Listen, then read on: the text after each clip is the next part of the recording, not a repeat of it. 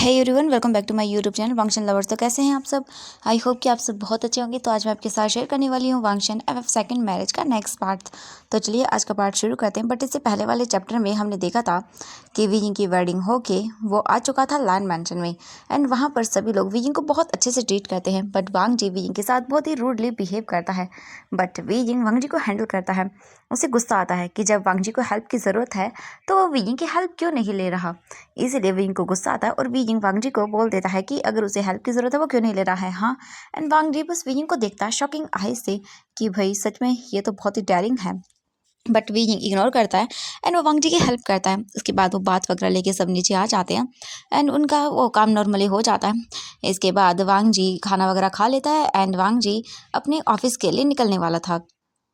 And जो हमारा बोल सकते हैं क्यूट सा वीजिंग था, वो बोलता है कि उसे अपनी फैमिली के पास नॉर्मली बस ऐसे ही जाना है और कुछ उसका सामान है जो नहीं आया यहाँ पे। ये सुनने के बाद जो मैडम लायन थी वो बोलती हैं, बेटा तुम चले जाना, बट कुछ रिचुअल्स है उनके बाद एंड तुम अपनी फैमिली में, मतलब एक रिचुअल है जिसके अकॉर्डिंग तुम्हें वापस जाना तो होगा, बट अभी नहीं क्योंकि हमें शाम को कुछ रिचुअल्स करने हैं। तो एंड देन उसके बाद तुम्हें हनीमून पे भी जाना है। एंड ये सुनते ही वांग जी देखता है और बोलता है, मुझे कहीं नहीं जाना, मैं बहुत बिजी हूँ। ये सुनने के बाद जो उसकी फैमिली थी वो बोलती है, व्हाट, ये क्या बोल रहे हो वांग जी तुम? हाँ, काम तो होता रहेगा, तुम्हें हनीमून पे जाना चाहिए। वांग जी बोलता है कि नहीं, मैं नहीं जाने वाला हूँ। वीजिंग बोलता है, मुझे भी नहीं जाना है क्योंकि अभी मुझे भी कुछ काम है। वो बोलते हैं, हाँ बेटा तुम्हें क्या काम है? वीजिंग बोलता है, एक्चुअली वो मैं चाहता हूँ कि मैं स्टडी करूँ, तो इसीलिए मैं कॉलेज में एडमिशन लेना चाहता था। मैं जानता हूँ कि मैंने पहले स्टडी नहीं की है, बट मुझे सब चीज़ें अच्छे से आती हैं। वो क्या एक शू शू शू इतना वो बोल के रुक जाता है क्योंकि वो बोलने वाला था, हाँ उसके शू या गगन ने उसे स्टडी करवाई है तो वीजिंग अच्छे से क्लियर कर सकता है, यानी कॉलेज एंट्रेंस के लिए जो एग्ज़ाम होता है वो।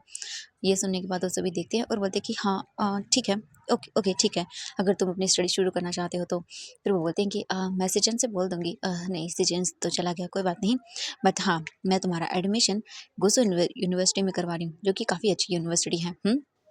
ये सुनने के बाद वीजिंग कुछ भी नहीं बोलता एंड वो बस अपना सिर हमें हिला देता है। एंड देन पूरी फैमिली जो है वहाँ से फिर चली जाती है, अपने अपने काम में लग जाती है। वीजिंग वापस अपने रूम में आता है। रूम में आने के बाद वो अपना काम करने लगता है, मतलब जो भी इसका काम था अपने सामान वगैरह को अच्छे से रखना कबड़ में, एंड वीजिंग वो कर रहा था।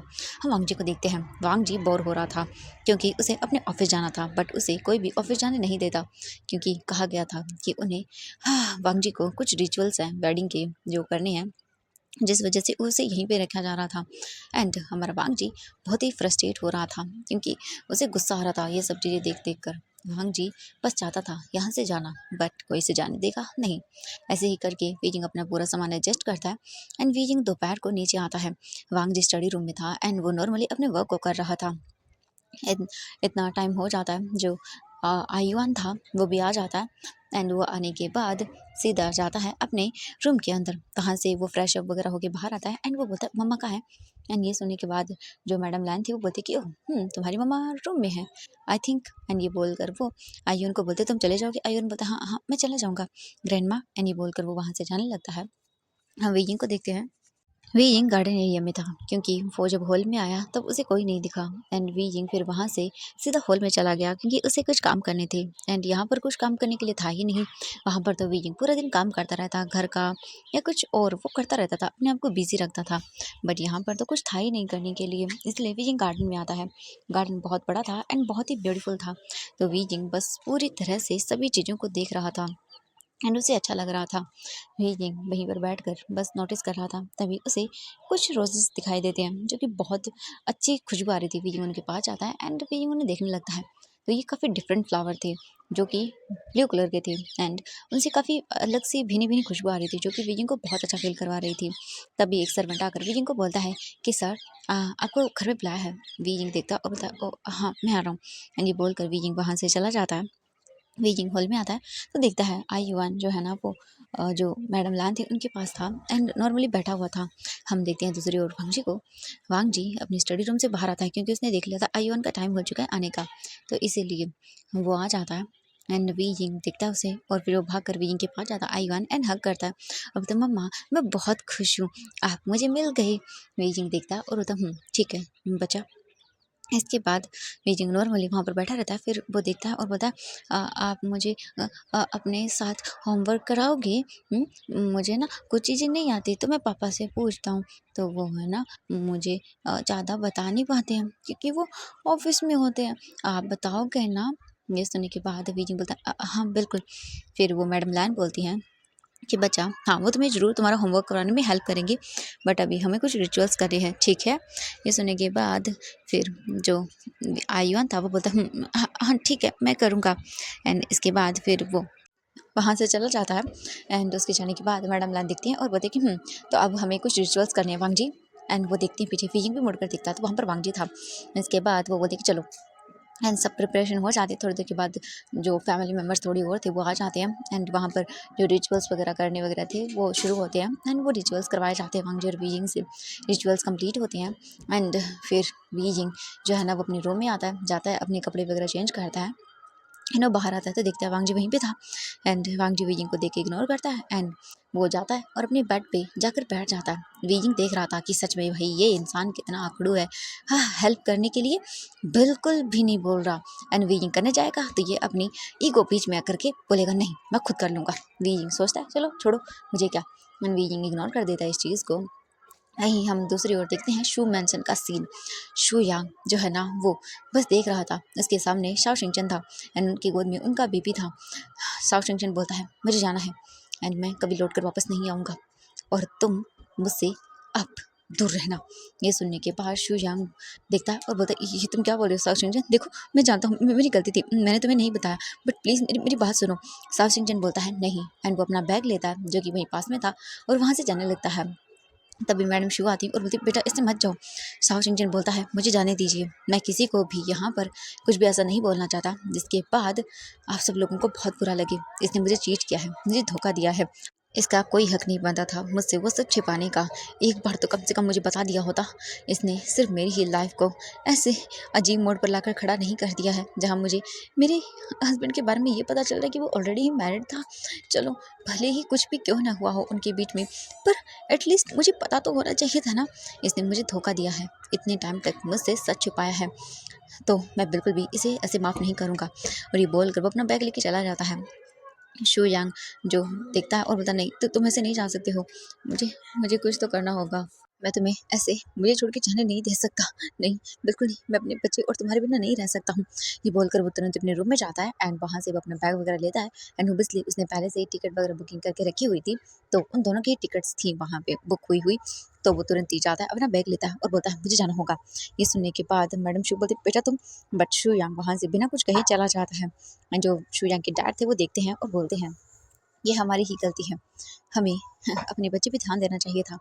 एंड हम लोग ही इतने सेल्फिश हो गए। ये बोलकर वो वहाँ से चला जाता है। मिसेस शू वहीं पर बैठी रहती हैं। एंड वो सोचती है कि ये क्या हो गया। हम दूसरी ओर देखते हैं तीयिंग को, जो हमारा वीइंग था वो बस चुपचाप करके बैठा हुआ था रूम में। एंड वो सोच रहा था कुछ।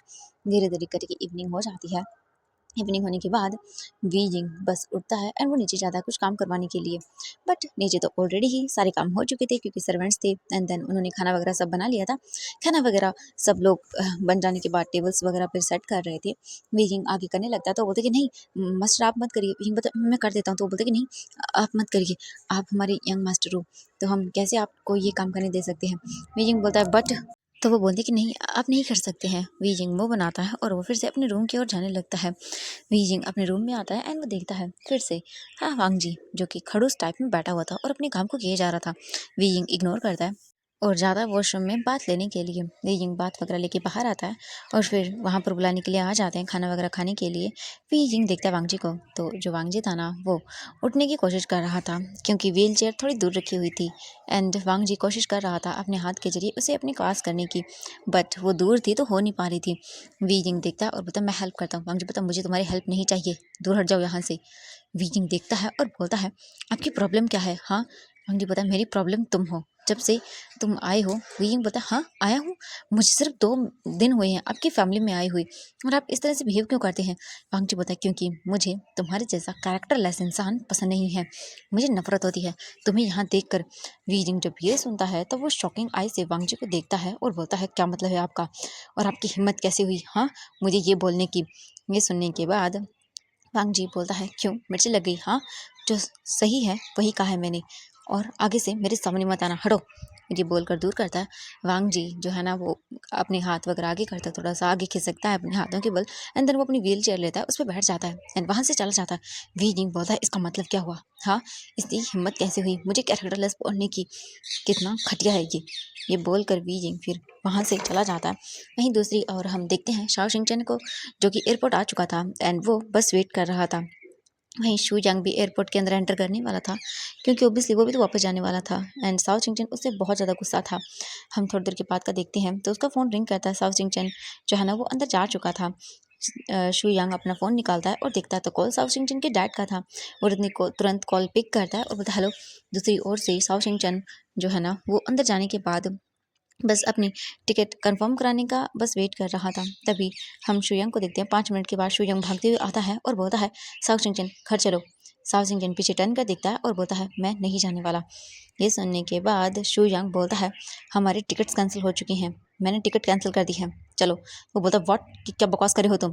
तो साओ चिंगचन ये बोलने के बाद देखता है शुयंग को घूर के। शुयंग बोलता है, हाँ बिल्कुल, मैंने सही कहा है, हमारी टिकट्स कैंसिल हो चुकी हैं। शू यंग ये सब बोलने के बाद उसका हाथ पकड़ के ले जाने लगता है, पर साओ जिंगजन अपना हाथ छुड़ाते हुए बोलता है, तुम्हारा अब कोई राइट्स नहीं है मुझ पर, दूर हट जाओ मुझसे। मैं अब तुम्हें कभी माफ़ नहीं करूंगा, तुमने जो किया है उसके लिए। यह सुनने के बाद वो बोलता है, देखो हम नहीं जा सकते हैं वापस। ये सुनने के बाद साउथ सिंगटन बोलता है, लेकिन हम तुम मत जाओ, मैं खुद चला जाऊंगा, मुझे तुम्हारी कोई ज़रूरत नहीं है। ये सुनकर शू यांग बोलता है, देखो मैंने कहा ना।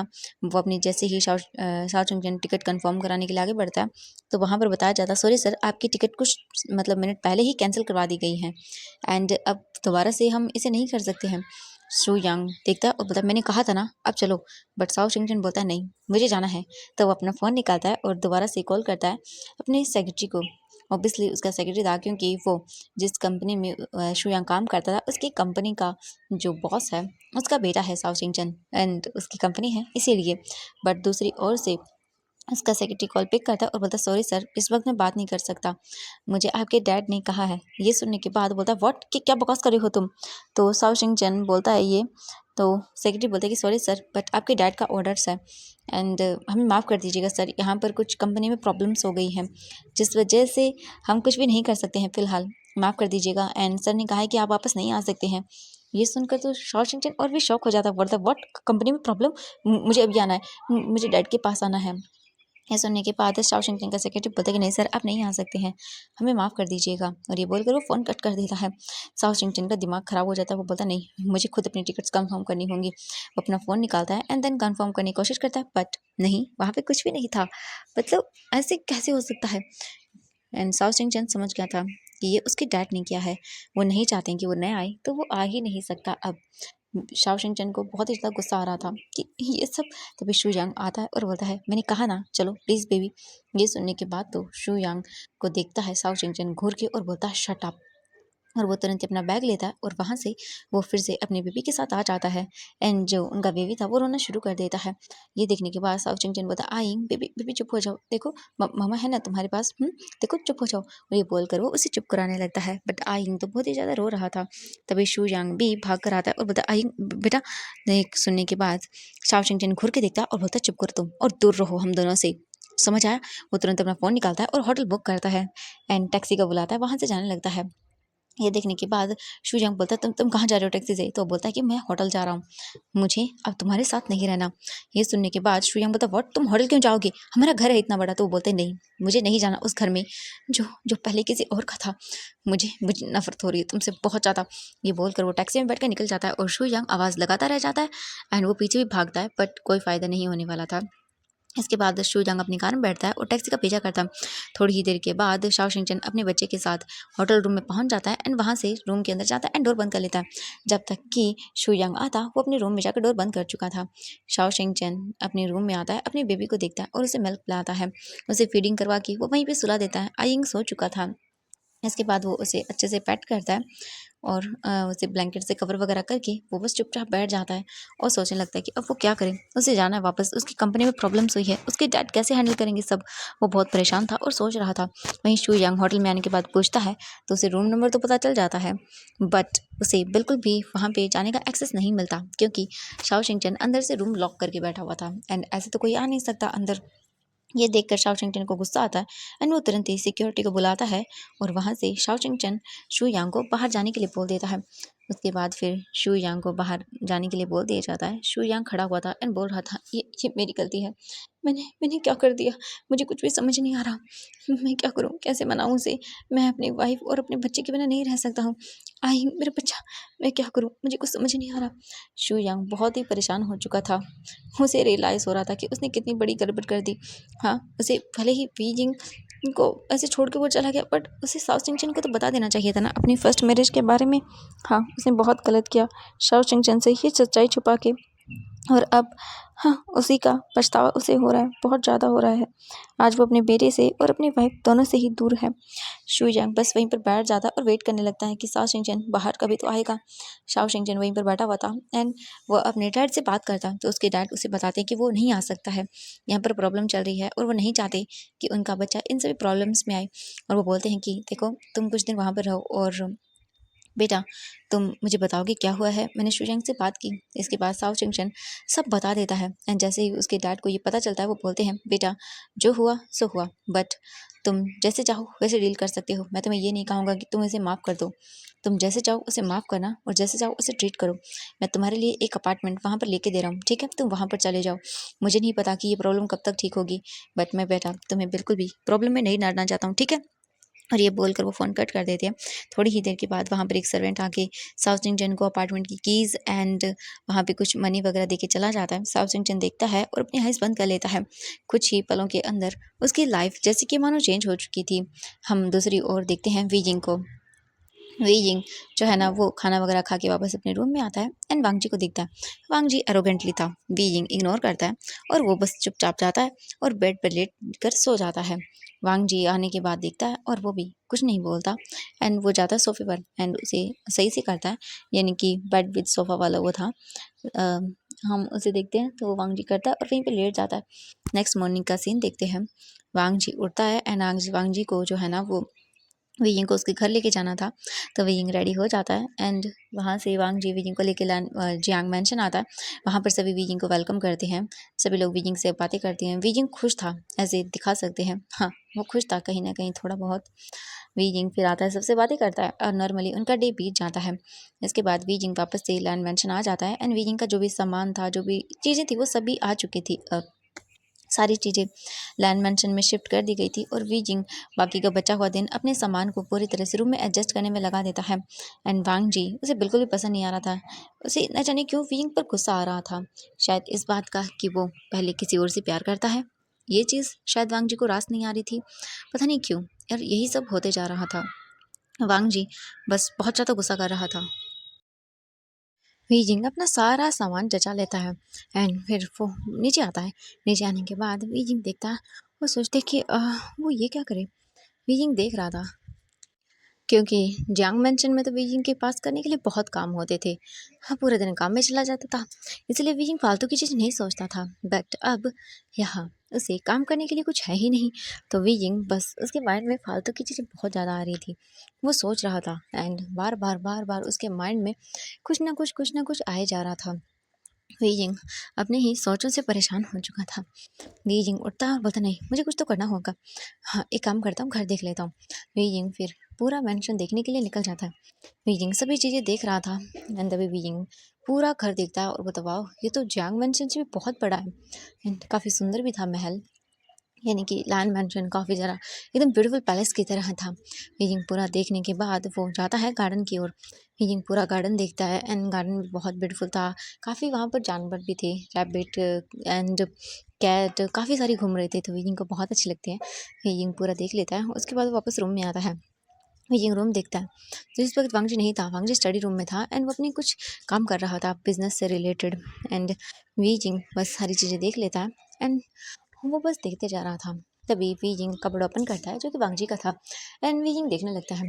तभी उसे कुछ फाइल्स एंड कुछ नज़र आता है। वीजिंग उन्हें निकालता है और बोलता है ये क्या है। वीजिंग उन्हें निकाल कर बैठ जाता है एंड जैसे वो ओपन करता है तो उसमें फैमिली फ़ोटोज़ थी। वीजिंग बोलता है ओह वाओ फ़ोटोज़। वीजिंग उन्हें देखने लगता है। लैन फैमिली की सारी फ़ोटोज़ थी, बहुत सारी। एंड तभी वीजिंग के सामने एक फ़ोटो आती है जिसमें वीजिंग जो है ना वो देखता है कि वांग जी एक लड़की के साथ है एंड बहुत ही क्लोज है उसके। वीजिंग मतलब ये लड़की कौन है। वीजिंग पूरा देख रहा था। वीजिंग अच्छे से सब चीज़ें देखता है एंड बस वो देखता ही रह जाता है। वो लड़की काफ़ी क्लोज थी। तभी हम देखते हैं रूम का डोर ओपन होता है और वांग जी अंदर आता है।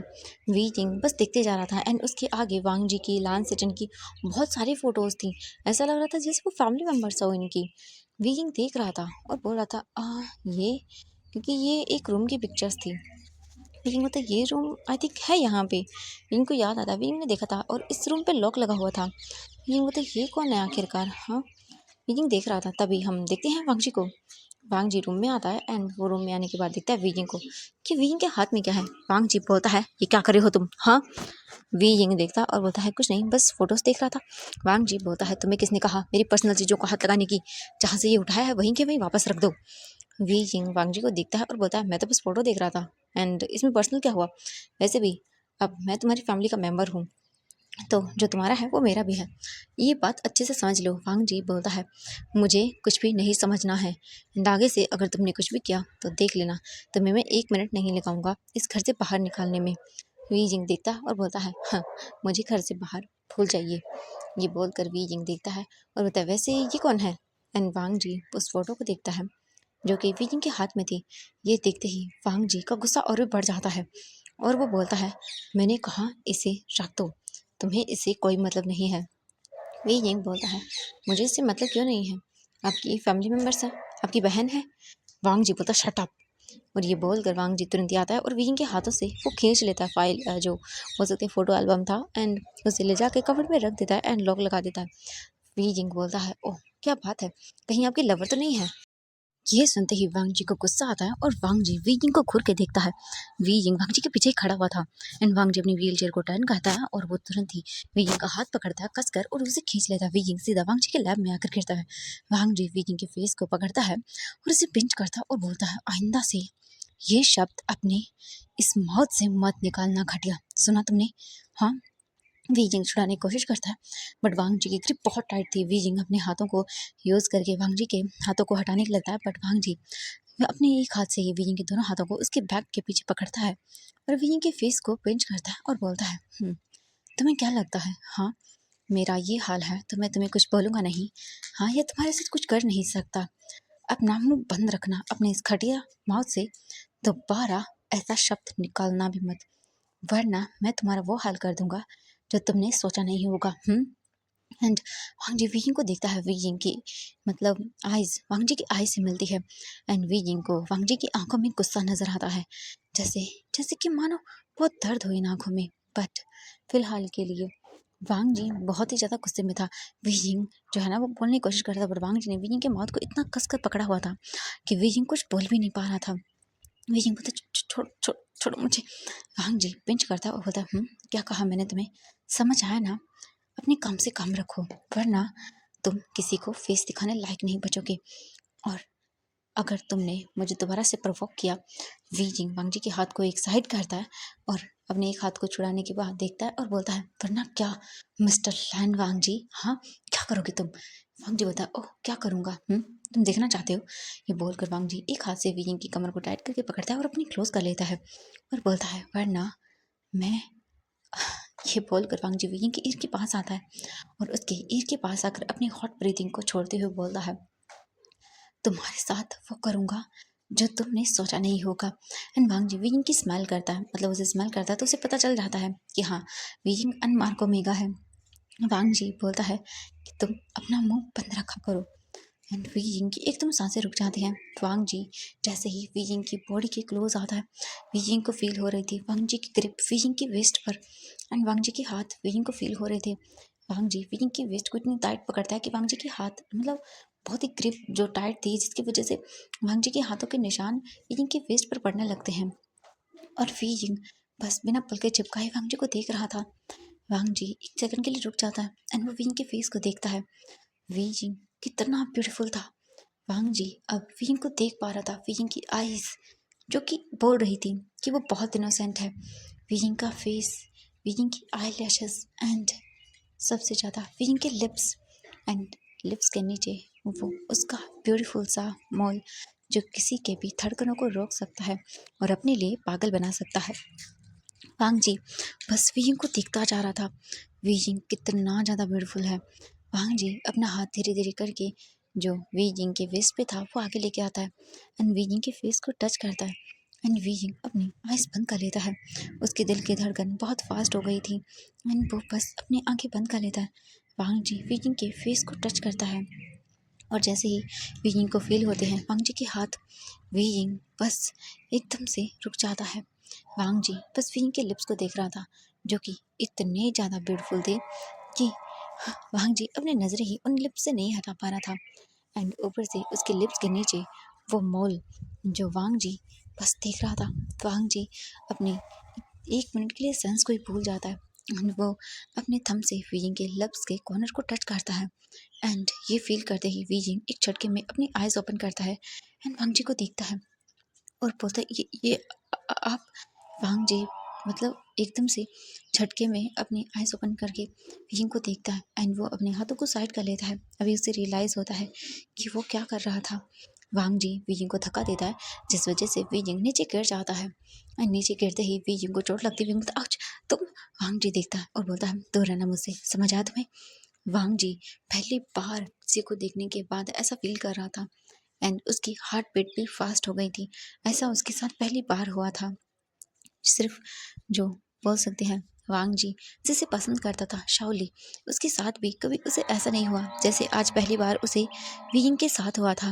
वीजिंग के साथ मतलब उसे अजीब सी फीलिंग हुई उसके दिल में, जैसे कि वो समझ ही नहीं पाया हो ये क्या फीलिंग थी उसके लिए। ये इतना नया कैसे था ये एहसास, ये क्या है। वांग जी बस वहाँ से तुरंत ही बेड के पास आता है और अपने आप को उठाने की कोशिश करता है। वांग जी उठ जाता है एंड फिर वो बेड पर अपने आप को बिठाता है एंड व्हील चेयर को थोड़ा धक्का दे देता है, दूर साइड में कर देता है बेड से एंड वो ब्लैंकेट लेता है और लेट जाता है। वीजिंग बस वहीं पे वांग जी को देख रहा था एंड वीजिंग उस फोटो एल्बम को देखने के बाद बोलता है मुझे पता लगाना होगा कि आखिरकार वो लड़की कौन है। फिर वीजिंग सोचता है कि वैसे उसे क्या करना, बट वीजिंग बोलता नहीं, मुझे पता लगाना होगा आखिरकार क्यों ये इतना गुस्सा कर रहे थे जब मैंने उस लड़की के बारे में पूछा। हाँ मुझे पता लगाना होगा। और हम दूसरी ओर देखते हैं जो साफ चिंचन था वो आ चुका था अपने डैड के दिए हुए अपार्टमेंट में और वो अंदर आ जाता है। वहीं शू यांग उसने देखा था बट वो पीछे भी किया था बट साफ चिंचन ने बिल्कुल भी शू यांग को भाव तक नहीं दिया और वो वहाँ से निकल चुका था। साफ चिंचन अपने रूम मतलब आने के बाद अंदर अपने बच्चे को वो बोलता है बेबी चलो बात दिलाता हूँ। इसके बाद वो बात वगैरह दिला के वहीं सुला देता है और जो खुद जाता है किचन में एंड खाना प्रिपेयर करने लगता है अपने लिए, क्योंकि उसे भूख लग गई थी। इन सब चीज़ों के चक्कर में वो अपना खाना अच्छे से खा ही नहीं पा रहा था क्योंकि बार बार उसे वही सब चीज़ें याद आ रही थी और ऊपर से शू यांग ये उसे इतना परेशान कर रहा था जिस वजह से वो अपनी चीज़ों को भी ठीक से नहीं कर पा रहा था। वीजिंग हम देखते हैं वो आता है और आज सोफे पर सो जाता है। नेक्स्ट डे का सीन होता है। नेक्स्ट डे के बाद से जो वांगजी था वो अपने ऑफिस के लिए निकल जाता है और वीजिंग फिर अपने जाता है एडमिशन कराने के लिए कॉलेज में और वो वहाँ जाकर अपना एडमिशन कराता है एंड उसके बाद वीजिंग को पता चलता है कि वीजिंग को कल एक एग्ज़ाम देना होगा। अगर वीजिंग ने उसे क्लियर कर दिया तो वहाँ पर वीजिंग को एडमिशन मिल जाएगा। अगर वीजिंग ना देना चाहे तो भी क्योंकि लैंड फैमिली से ओबियसली वो बिलोंग करता है तो उसका एडमिशन वैसे ही हो जाएगा। बट वीजिंग ने कहा कि नहीं, वो देखना चाहता है कि वो आगे स्टडी करने लायक है या नहीं, क्योंकि ऐसे ही तो वो स्टडी नहीं कर सकता है। इसीलिए वीजिंग फिर वहाँ पर बोल देता है कि वो पहले एग्ज़ाम देगा उसके बाद ही। एंड वीजिंग को पता चलता है कि उसका एग्ज़ाम आज ही हो जाएगा, वो भी 3 घंटे के बाद। वीजिंग फिर अपना पूरा उस एग्ज़ाम को देने के लिए चला जाता है। वीजिंग को मतलब हो सकते हैं उसकी देख रेख करने के लिए, यानी कि कहीं नकल ना करे या कुछ चीज़ें ऐसी होती है रूल्स वगैरह। तो वही वीजिंग बैठा हुआ था और एक टीचर वहाँ पे थे, वो अपना काम कर रहे थे और वीजिंग अपना जो एंट्रेंस एग्ज़ाम था कॉलेज का उसकी प्रिपरेशन कर रहा था। एंड वो लगभग 1 घंटे के या थोड़ा बहुत कुछ रीड करता है एंड देन उसके बाद फिर वो बैठ जाता है अपने एग्ज़ाम को करने के लिए। पूरे 3 घंटे के बाद वीजिंग अपना एग्ज़ाम करता है एंड उसके बाद वो दे देता है, वो बोलते हैं थैंक यू एंड वहाँ से वीजिंग चला जाता है। वीजिंग वहाँ से फिर घर आता है एंड वंग जी घर पे नहीं था, वीजिंग बैठा हुआ था। तभी उन्हें मैडम लैन दिखती है वी जिंग जाता है और मुझे आपसे कुछ पूछना है। ये सुनने के बाद वो देखती है और देखिए हाँ बोलो बेटा। वी जिंग बोलता वो एक्चुअली वो लड़की कौन है एल्बम में, क्या क्या वांगजी और लैन सिचन की कोई बहन भी है। ये सुनने के बाद जो मैडम लैन थी वो रुक जाती हैं एंड वो वी जिंग को देखती हैं और बोलती हैं कि बेटा एक्चुअली वो क्या है कि तुमने इसे कहाँ देखा। वी जिंग बोलता है मैंने वो अलमारी में फ़ोटो में देखा था एंड उसके बाद वो बहुत गुस्सा हो गई थी। ये सुनने के